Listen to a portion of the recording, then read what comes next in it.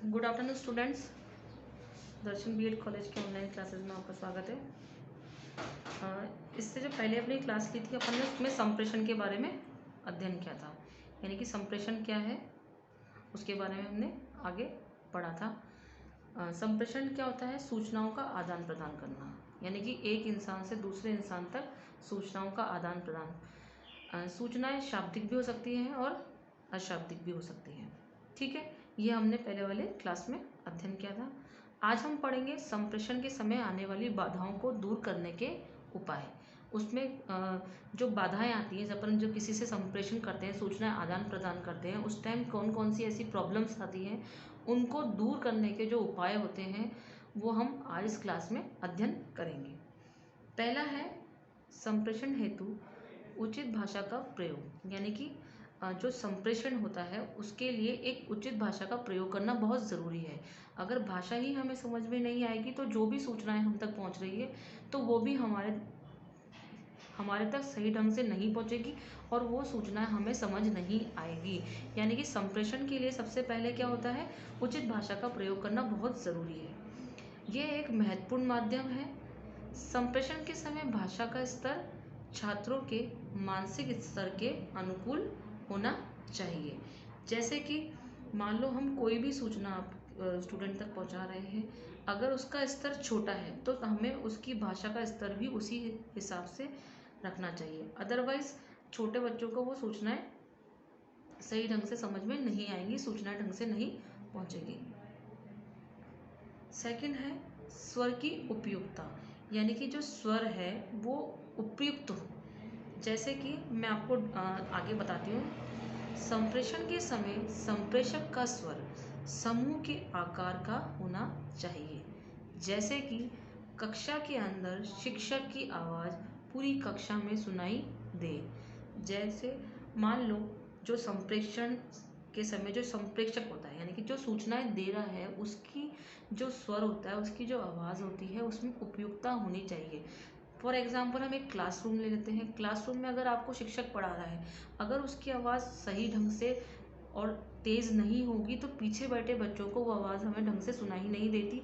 तो जो भी हम चीज़ उसे पढ़ा रहे हैं तो वो उस तक नहीं सुनाई देगी, तो उसे अधूरा ज्ञान प्राप्त होगा। यानी कि उस तक जो हम समझाना चाहते हैं, जो सूचना पहुंचाना चाह रहे हैं, वो सही ढंग तक उस तक नहीं पहुंचेगी। इसलिए स्वर की उपयुक्तता होना बहुत आवश्यक है। संप्रेषण के अंदर अगर आपका स्वर सही नहीं है तो सही ढंग से कोई भी संप्रेषण सही तरीके से नहीं पहुंच सकता। जैसे कि हमने एग्जाम्पल आपको बता ही दिया है, कक्ष के अंदर। थर्ड है संप्रेषण माध्यम का उचित प्रयोग, यानी कि जो संप्रेषण का जो माध्यम होता है उसका सही ढंग से प्रयोग करना चाहिए। संप्रेषण के माध्यम हमने आपको बताए थे, जैसे कि रेडियो होता है, श्रव्य। संप्रेषण के 4 माध्यम होते हैं। पहला कौन सा? श्रव्य दृश्य, दृश्य माध्यम और दृश्य और श्रव्य दृश्य माध्यम। ठीक है, 4 तरह के माध्यम हमने बताए थे।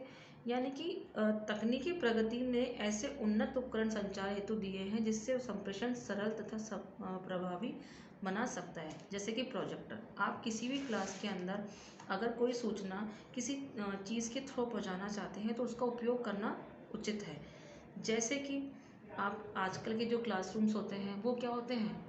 स्मार्ट क्लासरूम होते हैं। कंप्यूटर द्वारा शिक्षा प्रदान की जाएगी। यानी कि आप जो भी सूचनाएं क्लास में दे रहे हैं या जो भी आप पढ़ा रहे हैं तो उसको किसी संप्रेषण का माध्यम भी यूज़ कर सकते हैं। जैसे कि कंप्यूटर हुआ, स्मार्ट क्लासेस हुई, प्रोजेक्टर हुए आदि। फोर्थ है अध्यापक के हाव भाव एवं शारीरिक भाषा। संप्रेषण में व्यक्ति के हाव भाव एवं शारीरिक भाषा बिना कुछ कहे ही बहुत सी बातों का संप्रेषण कर देते हैं। जैसे शिक्षक द्वारा छात्रों को आंख दिखाना या मुस्कुराना आदि। फॉर एग्जाम्पल अगर कोई भी संप्रेषण हम कर रहे हैं, अगर उसके अंदर या कोई क्लासरूम में हम पढ़ा रहे हैं, कोई भी सूचनाएं हम अगर दे रहे हैं, तो अगर उसमें आपके हाव भाव और शारीरिक भाषा अगर सही नहीं होगी, उसके द्वारा भी हम ज़रूरी है कि जिस कंडीशन में हम पढ़ा रहे हैं उसी हिसाब से अपना हाव भाव स्थिति होनी चाहिए। जैसे कि अगर हम पढ़ा रहे हैं तो उस टाइम अगर अपन ज़्यादा हंसेंगे तो भी हम सही ढंग से सूचनाएं या पढ़ा नहीं पाएंगे। फॉर एग्जाम्पल, क्लास के अंदर अगर शिक्षक छात्रों को आंख दिखाता है या मुस्कुराता है, इसका मतलब छात्रों तक उसकी संप्रेषण पहुंच रही है। अगर वो हंस रहा है तो यानी कि। ऐसे ही 5th पॉइंट है शारीरिक बाधाओं को दूर करना। संप्रेषी को कोई शारीरिक विकलांगता या दोष हो, जैसे श्रव्य दोष या दृश्य दोष, तो संप्रेषक को इन बाधाओं का निवारण करना चाहिए।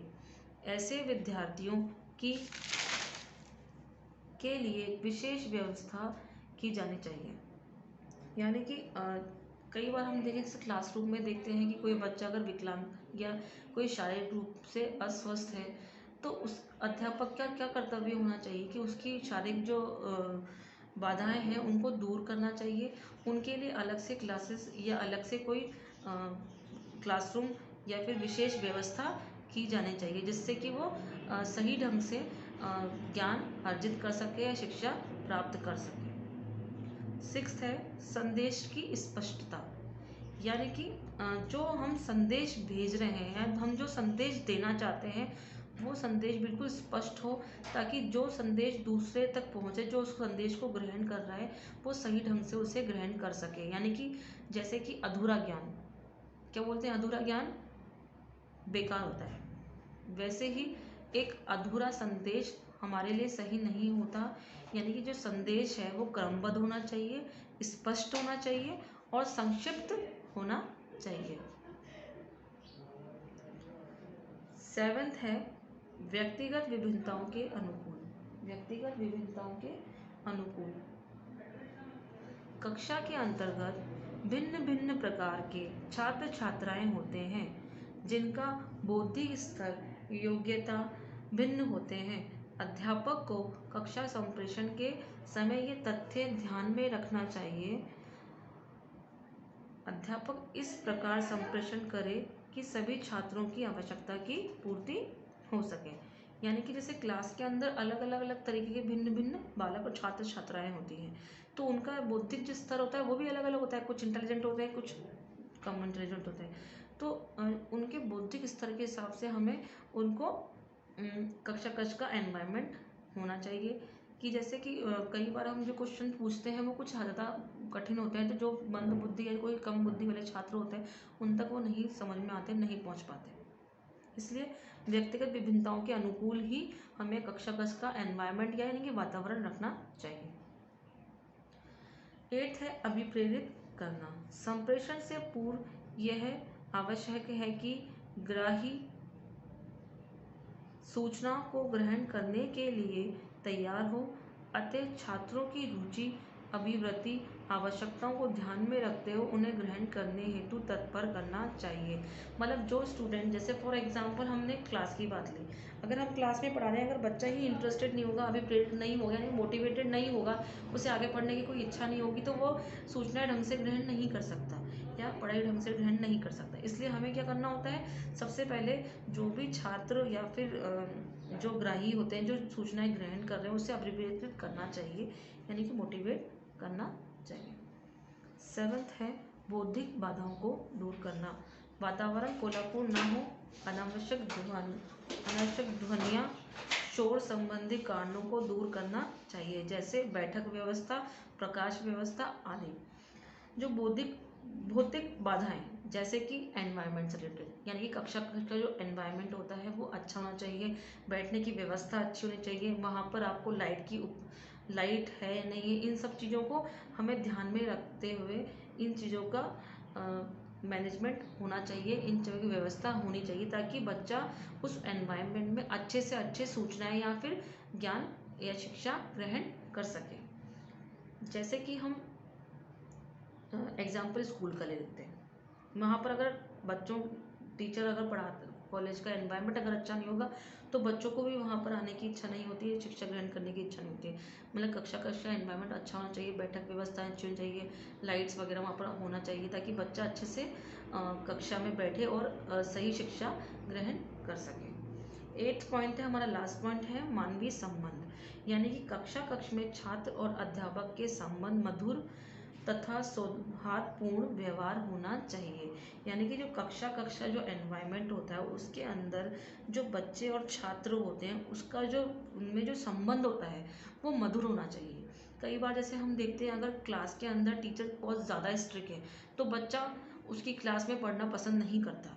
यानी कि जो टीचर होता है उसे स्टूडेंट के अच्छा स्टूडेंट के साथ अच्छा व्यवहार करना चाहिए, यानी कि मधुर संबंध स्थापित करना चाहिए ताकि बच्चा उसकी क्लास में आके पढ़े और इंटरेस्ट के साथ और ज़्यादा मोटिवेट होते हुए वो ज्ञानों को या शिक्षा को अर्जित करें। तो आज के लिए हम इतना ही। कल हम नेक्स्ट क्लास में पढ़ेंगे, आगे नया टॉपिक के साथ आएंगे। आज के लिए इतना ही। धन्यवाद।